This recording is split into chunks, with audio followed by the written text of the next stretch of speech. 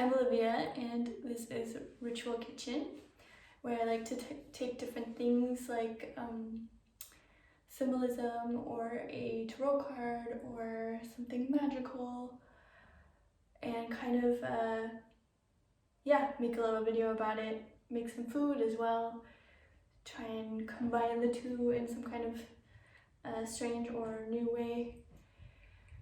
And so today I'm a little bit on edge because I'm about to go on a trip. Today I'm going to start a new series all around sacred geometry, because I got this book, A Beginner's Guide to Constructing the Universe, and it is all about, the geometrical shapes and archetypes that we find in nature and art and science. And it's a really thick book with lots of images. It totally makes my freelance infographic designer heart beat a little bit faster, super nerdy, and I'm really excited to kind of discover this and then share bits of it during the process. So this goes from number 1 to number 9. No, number 1 till number 10. And so I will be starting with number 1. The number 1, which is also as a geometrical form, the circle. And because that form is a circle, I'm going to make a quiche. I'm going to make a quiche with some plants, some leaves, some herbs that I foraged from the Berlin streets and parks. Because it's seasonal, it's a good thing for a new beginning, new circle, new cycle. And you can learn a little bit about foraging and some new plants, and you can also learn about the circle. So I took some notes. The circle can also be referred to as the monad. So if you haven't heard that word before, now you know what it is. And there are kind of 3 main laws around the circle. The first one is that in a circle, there's equal expression in all directions. So light, space, time, and power all go in an equal amount in every single direction. The circle is generally used as a glyph for the sun or for light, particularly in ancient, Egyptian, Chinese, or Mayan symbology. The second main symbol that the circle is the wheel. That relates to nature's universal cycles, the 4 seasons, the hours in a day, circulation, circuits, orbits, vibrations, rhythms, the seasons, or the wind patterns of our Earth. The global cycles of wind and water, oxygen and nitrogen on our globe, or our circulatory system, how everything in our body works in, circles.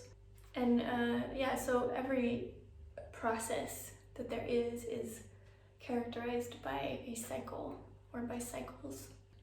I liked this tidbit that he says, which is that cooperating with nature requires that we recognize the existence and learn the ways of its omnipresent cycles.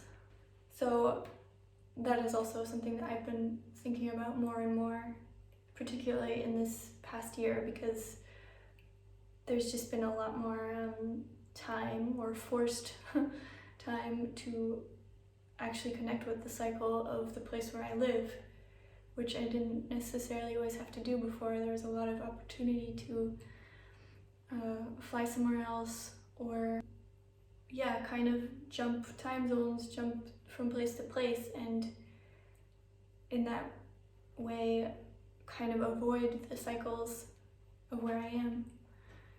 And there's something actually really beautiful about being kind of almost forced to go through an entire circle in one place now, because I've been able to appreciate a lot of the small details along the way a lot more, and connect with the cycles of this particular place on Earth. The third main thing about the circle is its maximized efficiency. The circle isn't just, you know, the outer rim, just this curve. It is also all of that space in between, or in it. And it is the most space efficient shape that there is. A circle is not just the curve, but the miraculous space inside, which manifests between nothingness, zero-dimensional point, and everything, infinitely many points around the circumference. So circle has always been kind of looked at as, or a circle has always been like a symbol of perfection. The circle is a reflection of the world's and our own deep perfection, unity, design excellence, wholeness, and divine nature. So that was my tiny little introduction into the circle, or the number 1. And now I'm going to make a tasty quiche. I picked a bunch of wild garlic, which looks like this. And here in Berlin, a lot of people go and pick, there's like a kind of garlic leek weed that a lot of people pick, and because there's tons of it in this one big park in Berlin, in Plenterwald. Yeah, there's been a lot of confusion about what the difference is between Wunderlauch, or wonder leek, translated, which is a few flowered garlic, or few flowered leek. There's been confusion about it and also wild garlic. Wild garlic is a lot more subtle in taste, and it also has kind of a stronger, more gentle, stronger but almost more gentle, like garlic smell. And the few flowered leek or garlic is quite strong, quite bitter. Yeah, it's just not quite as tasty as wild garlic, which people also, in the German word for it is Bärlauch, which means bear leek. I think there are some people some people refer to it as bear leek as well in other countries. Yeah, so that's gonna be the main star of this quiche. And then I have 2 other guys. So one is chervil, which you can also find just like in the woods in Berlin. I didn't know it until I tried an ottolenghi recipe with it, and it was very good. And then I've got some dead nettle, which is also grows like everywhere, and you can eat it. It's not super strong, but you know, a small amount, it'll be tasty. I'm just gonna chop all these guys up, and then we'll whip it together quite quickly. But wild garlic you can definitely find in like, the UK. I remember the first time that I had it, I was with some friends, and we picked mussels off of the beach, and then we cooked them in white wine with the wild garlic, and it was absolutely delicious. Just proper foraging experience, where like the whole meal was just from like, I mean, we didn't find the white wine, but the rest of it was all stuff that we picked ourselves. England has a really lovely culture that's around that. They still make a lot of ale and beer and wine themselves. It's a lot more omnipresent than in Germany, where I think a lot of people have kind of let some of that knowledge kind of go away just because of like the historical situations that happened here. So there we've got all the herbs chopped up. Okay, so today I'm gonna do a shameful thing, which is that I am not making this dough for the quiche myself. I bought a ready-made dough because I don't have enough time, and I really wanted to use these herbs in this way though before I left, so I had to go buy a dough. 3 eggs.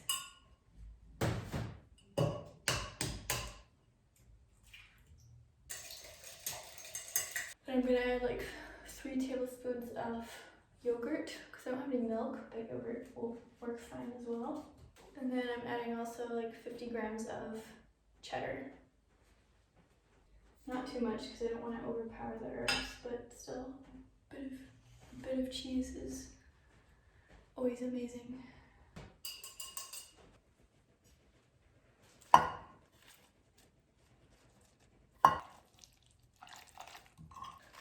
And pepper, tiny bit of lemon, tiny bit of lemon. I'm just gonna add like a teaspoon of honey because everything tastes better when it has sweet and salty and savory and bitter. Some of these herbs are quite bitter. So we've got our sweet, we've got our salty, we've got our sour, we've got our umami cheese. So this is good. I actually feel like we need the rest of the eggs.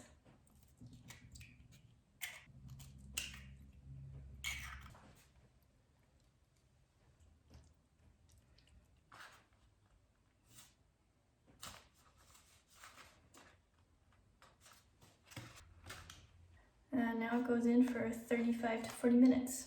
Okay, so it's been about 45 minutes, and the quiche is done. Looks really nice. I will let it cool down and then give it a try later. Tell you how it turned out and tell you how my guests liked it. And so, thank you for watching. Give me a like or a subscribe if you watched this. Send it to a friend who likes quiche, I don't know, who's interested in sacred geometry. It's a little bit of a rocky start, but I hope that it'll be an interesting little adventure. And yeah, thank you for watching. So here's how the quiche turned out. Guests were happy, I was happy. I was a little surprised that some of the herbs weren't stronger. The white garlic would be a little bit stronger in it, but it was quite settled actually, but still really nice. So yeah, I can recommend going foraging and throwing it in a quiche because it's super easy, and it's really fun to have another way to use your foraged herbs.